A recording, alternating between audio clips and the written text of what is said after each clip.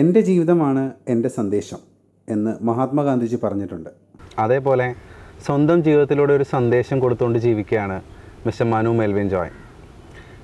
ഒരു പോസിറ്റീവ് എനർജിയുടെ ഫുൾ പാക്കാണ് അദ്ദേഹം. നമുക്ക് പരിചയപ്പെടാം മിസ്റ്റർ മനു മെൽവിൻ ജോയിയെ ലൈഫ് സ്റ്റോറീസിലൂടെ. Welcome to the show mister Manu Melvin. Thank you. Yes, thank you very much for giving us time. ഒരുപാട് തിരക്കുള്ള ഒരു ജീവിതത്തിൽ കുറച്ച് സമയം ഞങ്ങൾക്ക് വേണ്ടി തരാമെന്ന് പറഞ്ഞതിൽ വളരെ സന്തോഷമുണ്ട്. It's my privilege. Thank you very much. Honour. Life stories ഒരു കോമൺ പ്ലാറ്റ്ഫോമാണ്. ആളുകളുടെ ജീവിതം, every one has A story എന്നാണ് നമ്മൾ പറയുന്നത്. അതെ. അപ്പോൾ എല്ലാവർക്കും ഒരു സ്റ്റോറി ഉണ്ട് പറയാനായിട്ട്.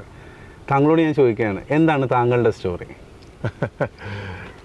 എൻ്റെ സ്റ്റോറി എന്ന് പറഞ്ഞു കഴിഞ്ഞാൽ, ഞാനിപ്പോൾ എന്നെക്കുറിച്ച് പറയുകയാണെങ്കിൽ, ഞാൻ കൊച്ചിൻ യൂണിവേഴ്സിറ്റിയിൽ മാനേജ്മെൻറ്റ് ഡിപ്പാർട്ട്മെൻറ്റിൽ അസിസ്റ്റൻറ്റ് പ്രൊഫസറായിട്ട് ജോലി ചെയ്യുകയാണ്.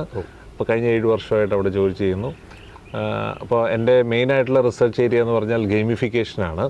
അപ്പോൾ ആ ഏരിയയിൽ ഓൾറെഡി 4 പേരെ ഓൾറെഡി PhD കംപ്ലീറ്റ് ചെയ്തു. അതുപോലെ തന്നെ ഒരുപാട് റിസർച്ചുകൾ, ഒരുപാട് സോഷ്യൽ ഇനീഷ്യേറ്റീവ്സ് ഗെയിമിഫിക്കേഷനിൽ ചെയ്തിട്ടുണ്ട്.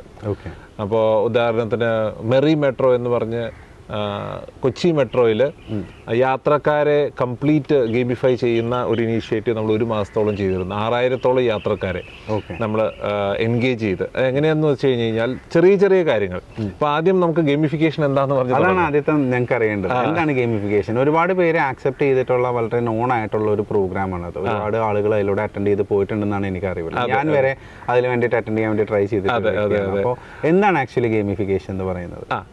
വളരെ സിമ്പിളായിട്ടുള്ളൊരു ഡെഫിനേഷൻ എന്ന് പറഞ്ഞു കഴിഞ്ഞാൽ, making things game like to make it interesting എന്ന് പറഞ്ഞാൽ, ആബാലവൃത്തം ജനങ്ങളെ ആകർഷിക്കുന്ന ഒരു കാര്യമാണ് കളി എന്ന് പറയുന്നത്. നമ്മൾ കുഞ്ഞായിരിക്കുമ്പോൾ മുതൽ എത്ര പ്രായമായാലും കളി നമ്മളെ എപ്പോഴും ആകർഷിക്കും. മണിക്കൂറുകളോളം നമ്മൾ ആ കളിയിൽ മുഴുകിയിരിക്കും. നമ്മുടെ ഭക്ഷണം, നമ്മുടെ സമയം എല്ലാം നമ്മൾ മറക്കും.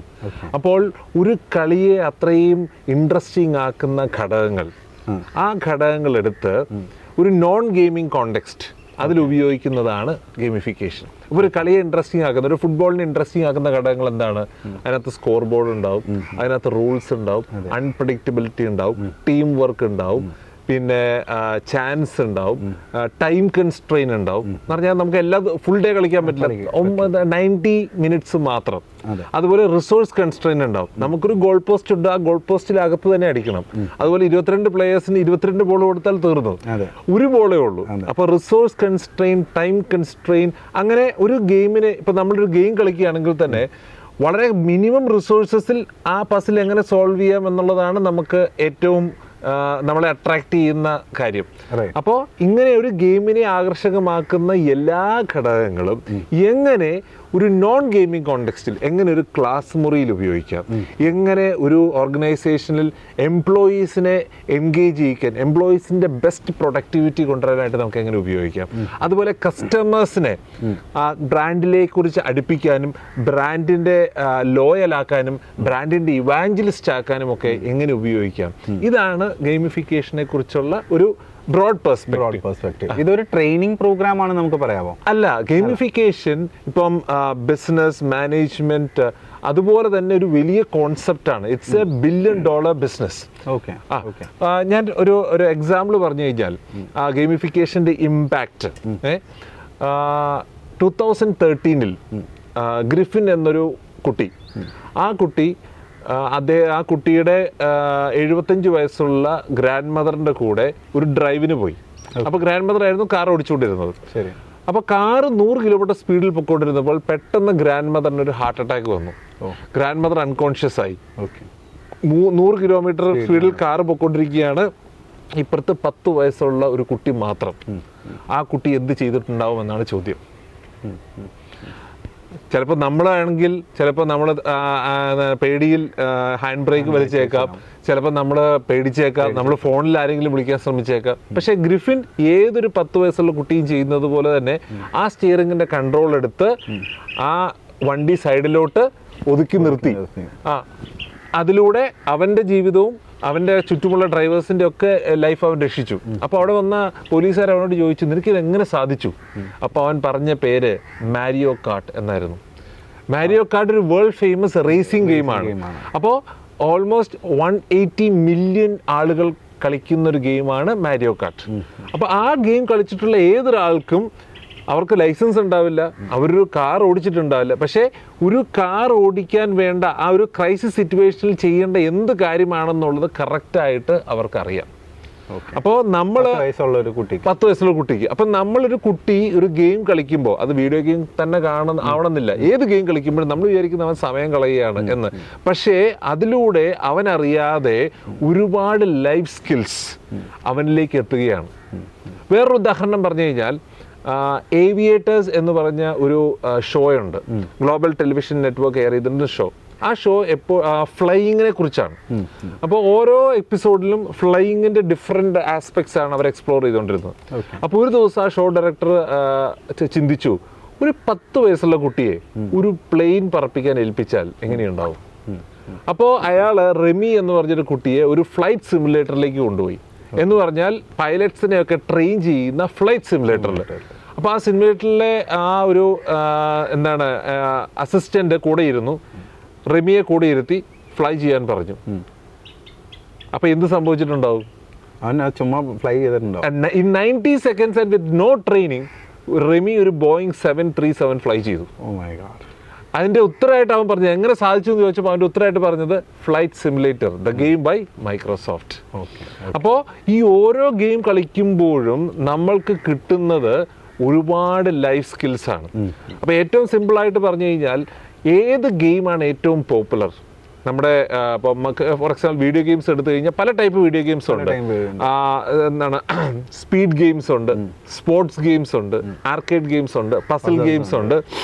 പക്ഷേ ഏറ്റവും പോപ്പുലർ ആയിട്ടുള്ള കാറ്റഗറി ഓഫ് ഗെയിം എന്ന് പറയുന്നത് സ്ട്രാറ്റജിക് ഗെയിംസ് ആണ്.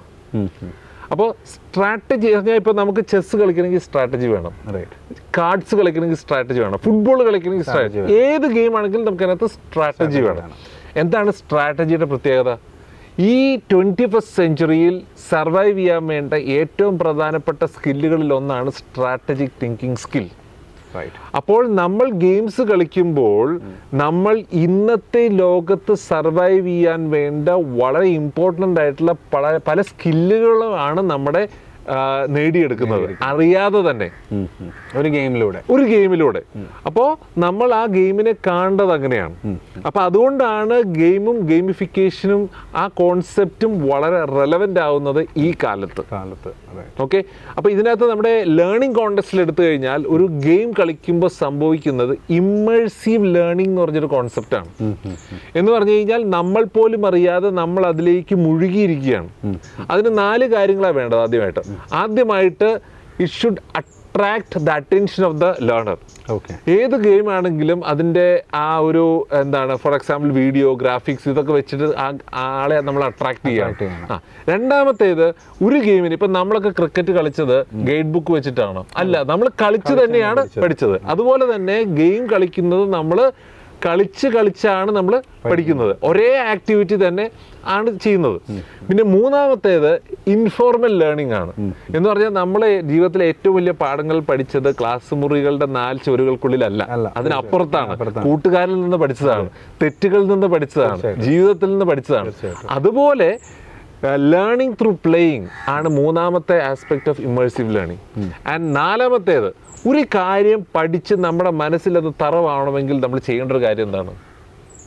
റിപ്പീറ്റ് ചെയ്യണം. ഇപ്പൊ ഒരു ഗെയിമിൽ സംഭവിക്കുന്നത് എന്താണ്? നമ്മളൊരു ക്രിക്കറ്റ് ആണെങ്കിൽ, നമ്മൾ ബാറ്റ്സ്മാൻ ആണെങ്കിൽ ഈ ബാറ്റിംഗ് തന്നെയാണ് നമ്മൾ 10, 100, 1000 തവണ ചെയ്യുന്നത്.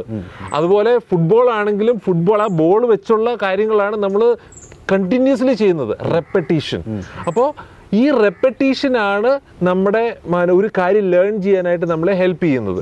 So that learning will be so ingrate. അപ്പോൾ ഒരു ഗെയിമിഫിക്കേഷനിലൂടെ ഇമ്മേഴ്സീവ് ലേണിങ്ങിലൂടെ സംഭവിക്കുന്നത് നമ്മൾ ഈ ഇന്നത്തെ ലോകത്ത് സർവൈവ് ചെയ്യാൻ വേണ്ട ഒരുപാട് കാര്യങ്ങൾ നമ്മൾ നമ്മുടെ മനസ്സിലേക്ക് നമ്മുടെ മൈൻഡിലേക്ക് എടുക്കുകയും ഒരു ക്രൈസിസ് സിറ്റുവേഷൻ വരുമ്പോൾ വിത്തിൻ നാനോ സെക്കൻഡ്സ് നമുക്കത് റീപ്രൊഡ്യൂസ് ചെയ്യാൻ പറ്റുകയും ചെയ്യുന്നു എന്നുള്ളതാണ്. നമ്മൾ പഠിച്ചോ ഇല്ലയോ എന്നുള്ളതിൻ്റെ എന്താണ് ടെസ്റ്റിമോണിയൽ എന്താണ്, ഒരു ക്രൈസിസ് സിറ്റുവേഷനിൽ നമുക്കത് ആക്ഷൻ എടുക്കാൻ പറ്റണം. അപ്പോൾ ശരിക്കും ഈ കുട്ടികൾ പഠിച്ചു എന്നുള്ളതിൻ്റെ ഉത്തരം, നമ്മൾ പരീക്ഷയ്ക്ക് വേണ്ടി പഠിച്ചു കഴിഞ്ഞാൽ പരീക്ഷ കഴിഞ്ഞാൽ അപ്പോൾ അതെല്ലാം മറന്നു പോകും, ആ നെക്സ്റ്റ് മൊമെന്റ്.